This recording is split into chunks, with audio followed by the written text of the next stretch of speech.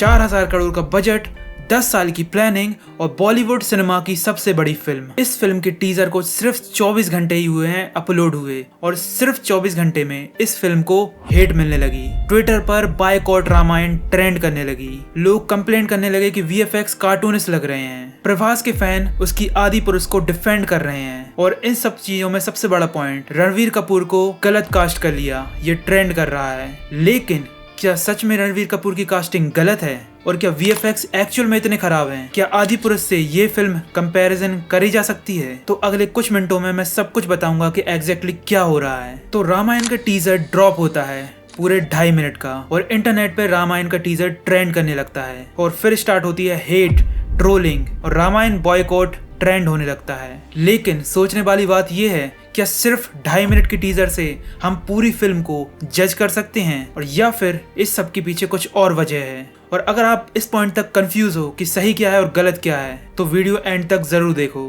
क्योंकि यहाँ मैं हर एक पॉइंट लॉजिक के साथ बताऊंगा। और हाँ, अगर वीडियो पसंद आए तो सब्सक्राइब जरूर कर लेना। स्टार्टिंग से समझते हैं। नमित मल्होत्रा ने अनाउंसमेंट किया तो उनकी फिल्म रामायण का बजट 4000 करोड़ रहने वाला है। ये इतना बड़ा बजट है कि किसी अवेंजर और अवतार से कंपेयर किया जा सकता है। और इसके अनाउंसमेंट के बाद से ही इस प्रोजेक्ट की हाइप अलग लेवल पर पहुंच चुकी थी और जैसे ही इसका टीजर आया ये इंस्टेंट ट्रेंड करने लगा। और फिर चालू हुआ इस टीजर के बाद ट्रोल और hate comments like Ranbir Kapoor has no aura, VFX look like PlayStation game, Prabhas versus Ranbir Kapoor. तो सोचो, सिर्फ 24 घंटे में लोगों ने जज कर लिया, वो भी 8 घंटे की फिल्म को। कोई ऐसी वैसी फिल्म को नहीं, 4000 करोड़ के बजट वाली फिल्म को, जिसका VFX स्टूडियो DNAG 8 बार ऑस्कर विनिंग रह चुका है। तो सोचो, सिर्फ 1-2.5 मिनट के टीजर से आप इतनी बड़ी मूवी को कैसे जज कर सकते हो? और इस हेट को देखकर ऐसा लगता है कि प्रभास के फैन क्लब पहले से ही सोच रखे थे इस टीजर के बाद हेट फैलाने का। इसका अंदाजा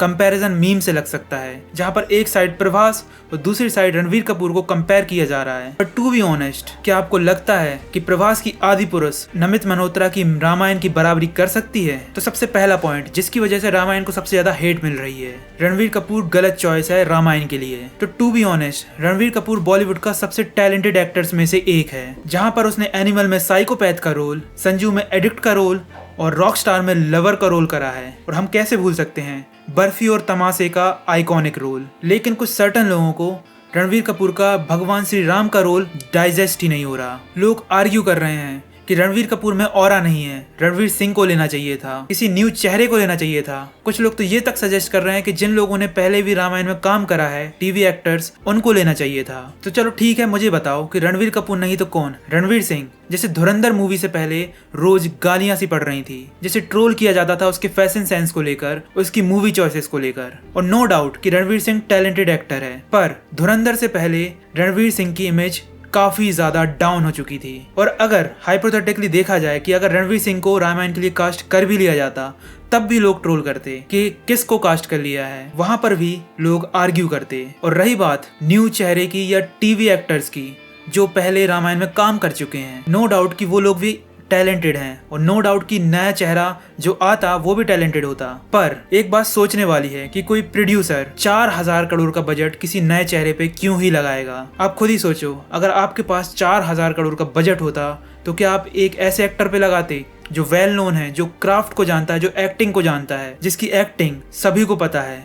या फिर ऐसे चेहरे पे लगाते जो टीवी एक्टर है, जिसका चेहरा इतना वेल नोन नहीं है, जो न्यू कमर है? तो रियलिस्टिक सी बात है कि कोई भी प्रोड्यूसर किसी नए चेहरे पर इतने बड़े प्रोजेक्ट का पैसा नहीं लगाएगा। और रही बात बॉलीवुड के जाने माने नाम की, जैसे ऋतिक रोशन जो कि ऑलरेडी 55 साल के हो चुके हैं, अक्षय कुमार जो साही पल्लवी के बाप के एज के हैं, कार्तिक आर्यन जो कॉलेज स्टूडेंट्स की कंट्रोवर्सीज में फंसे रहते हैं, और वरुण धवन जिनकी इमेज ऐसी है कि किसी रामलीला में वानर सेना का रोल भी ना मिले। तो बताओ बॉलीवुड में कौन बचा जो इस आइकॉनिक रोल को कर सकता था परफेक्टली? और एक बात समझो, जो हमारा इंडियन सिनेमा है वो अभी भी स्टार ड्रिवन है। पैंडेमिक के बाद जितनी भी 1000 करोड़ प्लस मूवीज आई हैं, उनमें से एक भी फिल्म का चेहरा नया नहीं था और ना ही कोई टीवी एक्टर था। फिल्म लाइक पठान, जवान, गदर 2, एनिमल, कल्कि, पुष्पा, इन फिल्मों में कोई भी एक्टर न्यू कमर या नया चेहरा नहीं है और ना ही कोई टीवी एक्टर है। और हम ये भी नहीं भूल सकते कि रणवीर कपूर ने ये प्रूव करके दिखाया है कि जब भी उनको बड़ा प्रोजेक्ट मिलता है तो वो अपना बेस्ट देते हैं। और रही बात रियल लाइफ कैरेक्टर की, तो आज के टाइम पे आप कोई भी एक्टर को कास्ट करो, राम भगवान के रूट्स पर कोई नहीं चलता और आपको शायद कोई भी एक्टर ना मिले जो हमारे राम भगवान के पाथ पे चलता हो, तो आप एक्टर को सिर्फ एक्टिंग के पर्पज से देखो, कैरेक्टर के पर्पज से नहीं। क्योंकि इसमें कोई दो राय नहीं है कि रणवीर कपूर बहुत ज़्यादा अच्छे एक्टर हैं और वो अपने क्राफ्ट को जानते हैं। क्योंकि हमें ये चीज़ समझनी होगी, जो भी एक्टर राम भगवान को प्ले करेगा वो end of the day human ही है और ह्यूमन गलती करता है और किसी भी ह्यूमन का पास्ट परफेक्ट नहीं होता। और अगर आप परफेक्ट ह्यूमन की तलाश में, परफेक्ट एक्टर की तलाश में निकलोगे तो कभी आप राम भगवान के कैरेक्टर को कास्ट ही नहीं कर पाओगे। तो क्या रामायण की कास्टिंग गलत है? तो मेरे अकॉर्डिंग तो कास्टिंग नहीं, एक्टिंग देखो और सिर्फ 2.5 मिनट की टीजर से फिल्म को जज मत करो। अब बात करते हैं इंटरनेट पर चल रहे दूसरे पॉइंट की कि रणवीर कपूर में ऑरा नहीं है। तो मेरे को एक चीज बताओ कि किस तरीके से डिफाइन करोगे ऑरा को। रणवीर कपूर की इस टीजर में से एक फोटो लेकर उसका फेस स्वाइप कर अपने फेवरेट एक्टर की फोटो लगाने से उसमें ऑरा आ जाता है। आपको इसमें से कोई फर्क नहीं पड़ता कि उस एक्टर को कैसी एक्टिंग आती है, किस तरीके से राम भगवान के कैरेक्टर को प्ले करता और किस तरीके से वो इस फिल्म को पोर्ट्रे करता। सिर्फ एक इमेज से आप जज नहीं कर सकते हो, एक 2.5 मिनट के टीजर से जज नहीं कर सकते हो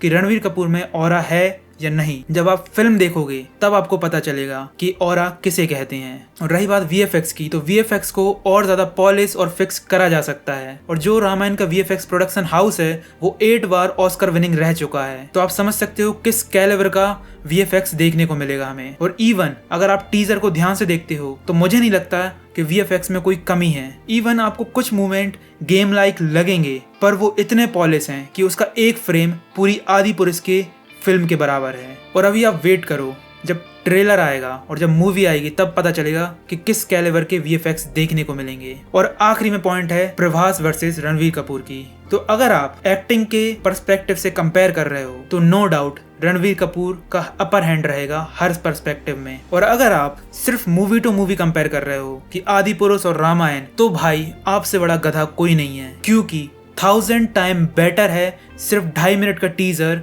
इस पूरी फिल्म से। मैं तो ये कहता हूँ कि इस 2.5 मिनट का टीजर पूरे आदि पुरुष फिल्म को डिस्ट्रॉय करने की दम रखता है, क्योंकि इसका एक एक फ्रेम लाउडली बताता है कि इस पे कितना ज्यादा काम किया गया है। अगर आप प्रभास से रणवीर कपूर को कंपेयर करते हो तो भाई रणवीर कपूर मच बेटर है प्रभास से। भले ही मेरे को इस बात पर बहुत ज्यादा हेट मिलेगी, पर नो डाउट चाहे आप एक्टिंग को ले लो चाहे मूवी चॉइसेस को ले लो, रणवीर कपूर हमेशा सरपास करेगा प्रभास को। और कहीं ना कहीं आप लोग भी ये जानते हो, क्योंकि आप खुद इमेजिन कर सकते हो बर्फी और तमाशा जैसी मूवी में अगर प्रभास होता तो उन मूवी का क्या हाल होता। तो मेरे को बताओ क्या आप भी एग्री करते हो इन पॉइंट से, और क्या आपको लगता है कि रणवीर कपूर गलत चॉइस है हमारे राम भगवान के कैरेक्टर के लिए, या फिर आप मेरे पॉइंट से एग्री करते हो? आपके जो भी थॉट्स हैं कमेंट्स में जरूर बताओ। और अगर वीडियो पसंद आई है तो लाइक सब्सक्राइब जरूर करो। तो मिलते हैं नेक्स्ट वीडियो में।